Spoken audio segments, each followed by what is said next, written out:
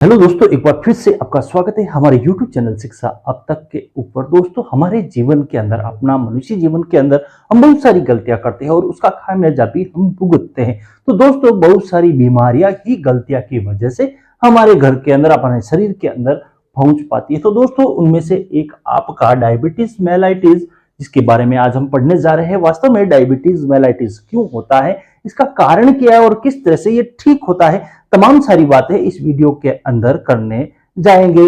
अगर आप नर्सिंग के स्टूडेंट तो ये वीडियो आपके लिए बेस्ट होने वाला है, क्योंकि मैं इंग्लिश वर्जन का हिंदी में आपके लिए एक सरल रूप लेके आया हूं। क्योंकि आप जब एग्जाम के अंदर बहुत सारी पुस्तकें पढ़ते हैं तो डिफिकल्ट वर्ड आते हैं, जिसकी वजह से पूरा चैप्टर समझ में नहीं आता है, जिसकी वजह से हम उसको हिंदी के अंदर ट्रांसलेटेड किया है, अच्छे तरह से समझाने का प्रयास किया है। तो वीडियो पूरा देना, और अगर आप हमारे चैनल पर नए हो तो सब्सक्राइब जरूर कर देना।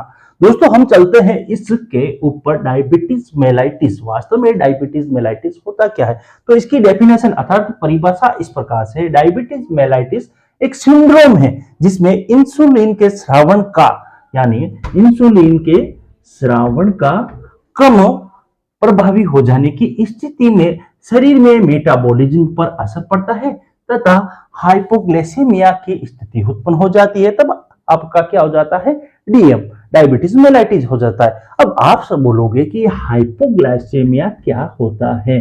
दोस्तों, हाइपोग्लाइसेमिया का मतलब हो जाता है कि ग्लूकोज का नियंत्रण खो देता है, अर्थात आपके शरीर के अंदर जो ग्लूकोज होता है बहुत ज्यादा मात्रा में हो जाता है। उसी को आप क्या कह सकते हो, हाइपोग्लाइसेमिया कह सकते हो। उसके बाद में हम सिंपल रूप में समझने का फिर से प्रयास करेंगे। जब शरीर में पेनक्रियाज समझते हो, पेनक्रियाज जो आपके पेट के नीचे, ठीक है, एब्डोमेन के नीचे होता है, ठीक है। जब शरीर में पेनक्रियाज में इंसुलिन की कमी हो जाती है, क्या हो जाता है, पेनक्रियाज इंसुलिन स्रावित कम कर देता है। कम मात्रा में इंसुलिन पहुंचता है तो खून में ग्लूकोज की मात्रा ज्यादा हो जाती है। इसी स्थिति में डायबिटीज मेलाइटिस हो जाता है। मतलब इसका सीधा सा उत्तर है, सीधा सा एक ही सवाल है कि आपका जो पेनक्रियाज है वो क्या करता है, इसका इंसुलिन का स्रावन कम कर देता है, और जिसकी वजह से आपकी मेटाबॉलिज्म डिस्टर्ब हो जाती है, मेटाबॉलिज्म के अंदर गड़बड़ी हो जाती है, और क्या हो जाता है, ग्लूकोज की मात्रा ज्यादा बढ़ जाती है, उसका कोई नियंत्रण नहीं रहता है। वही आपका डायबिटीज मेलाइटिस है। सिंपल सी बात है कि शरीर में पेनक्रियाज में इंसुलिन की कमी हो जाती है, कम मात्रा में इंसुलिन का स्रावन होता है तो ग्लूकोज की मात्रा ज्यादा हो जाती है। ऐसी स्थिति के अंदर डायबिटीज मेलाइटिस होते हैं।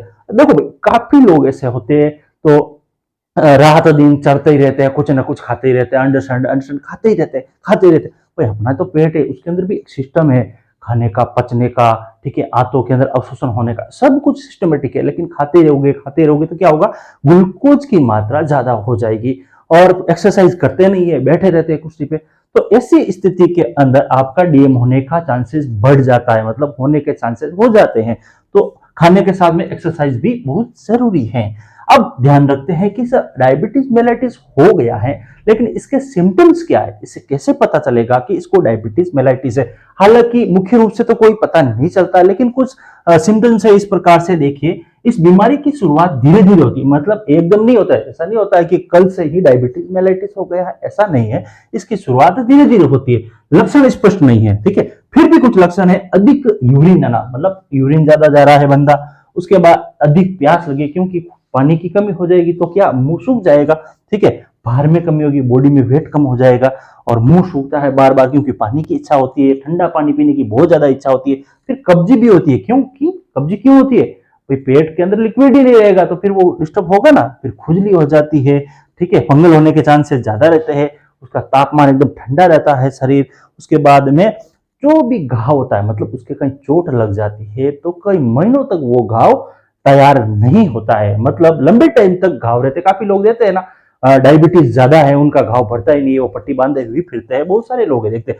ये तमाम सारी चीजें हैं जिसकी वजह से हम ये पहचान पाते हैं कि इसको डायबिटीज मेलाइटिस है।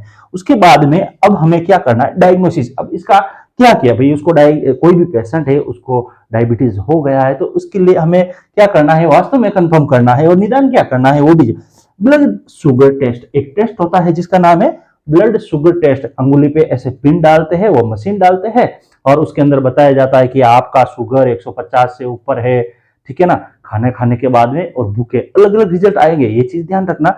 लेकिन शुगर टेस्ट कर सकते हैं, फिर OGTT टेस्ट होता है, OST टेस्ट होता है, और ग्लाइकोसाइलेट और हेमोग्लोबिन टेस्ट ये भी होता है। तो इस टेस्टों के माध्यम से आप कंफर्म भी कर सकते हो कि हाँ इसको डायबिटीज है। उसके बाद में दोस्तों हम जाते हैं कि मेडिकल मैनेजमेंट। मेडिकल मैनेजमेंट का मतलब होता है कि आपने उस पेशेंट का टेस्ट किया है और टेस्ट के अंदर प्रेजेंट आया, क्या प्रेजेंट आया कि उसको डायबिटीज मेलाइटिस है। तो अब करना क्या है इसको कैसे बचाया जा सकता है, या इसे डायबिटीज से कैसे वापस मुख्य धारा में लाया जा सकता है, इसके बारे में डायबिटीज कंट्रोल के 3 फैक्टर पर निर्भर करती है। कितने फैक्टर?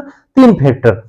डायबिटीज मैनेजमेंट अगर प्रबंधन, ठीक है, खाना पीना है उसके द्वारा आप थोड़ा मैनेजमेंट कर सकते हो, हिसाब से खाना, मीठी चीजों से दूर रहना। उसके बाद में क्या होता है, आपकी एक्सरसाइज हो जाती है। आप खाना खाने के बाद में बहुत सारी एक्सरसाइज करते हो, हल्की फुल्की, घूमने जाते हो, टहलने जाते हो, ये एक्सरसाइज है, तो ये भी एक है। उसके बाद में इंसुलिन थेरेपी। इंसुलिन थेरेपी मतलब इंसुलिन का इंजेक्शन लेना, XYZ जो भी है।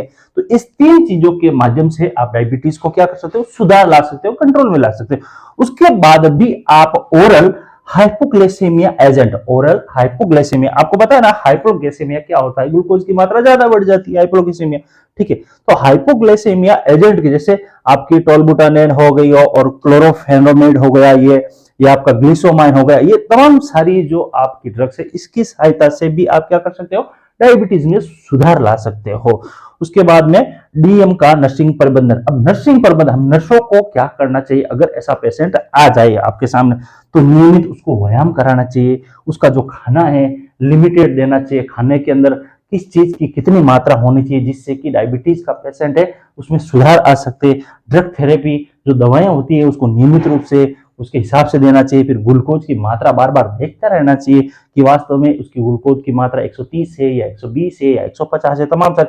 और स्वास्थ्य शिक्षा, और एक आदमी को स्वस्थ शिक्षा देने की बहुत ज्यादा जरूरत होती है। आप बोलोगे स्वस्थ शिक्षा, दोस्तों अगर स्वस्थ शिक्षा अच्छी होगी तो उसको DM होगा ही नहीं, उसको डायबिटीज मेलाइटिस होगा ही नहीं। ऐसा क्यों? अगर वो ध्यान रखेगा पहले से ही अपने शरीर का कि मुझे ये खाना चाहिए और खाने के बाद में व्यायाम करना चाहिए, मुझे ये नहीं करना है चाहिए, जिसकी वजह से सिचुएशन पैदा हो सके। तो दोस्तों ये आप बेसिक स्ट्रक्चर था जिससे कि आप एग्जाम के अंदर अच्छे अंक ला सकते हो और समझ सकते हो। और जो एग्जाम के अंदर नहीं बैठे, कुछ लोग ऐसे भी है, उनके लिए विशेष जानकारी है उसकी स्वास्थ्य शिक्षा के बारे में है कि वो इस वीडियो को देखा है या देखे तो उनको जरूर ये महसूस होगा कि अपने जीवन के अंदर डायबिटीज नहीं हो, ऐसा क्या करे, किस तरह से। तो हमेशा ध्यान रखना ना दोस्तों, अगर आप खाना खाते हो तो खाना खाने के बाद में टहलते हो। क्यों टहलते हो? कि आपका जो सिस्टम है शरीर का, रक्तचाप सब कुछ बराबर होता रहे। इसलिए हमेशा ध्यान रखना, खाना खा के सोना नहीं, और देर रात तक खाना खाना आपके सामने जहर है वो। तो दोस्तों मिलते हैं हम एक नई वीडियो के अंदर नई जानकारी के साथ। और आप अगर हमारे चैनल पे नए हो तो सब्सक्राइब जरूर कर देना, ठीक है, मिलते हैं।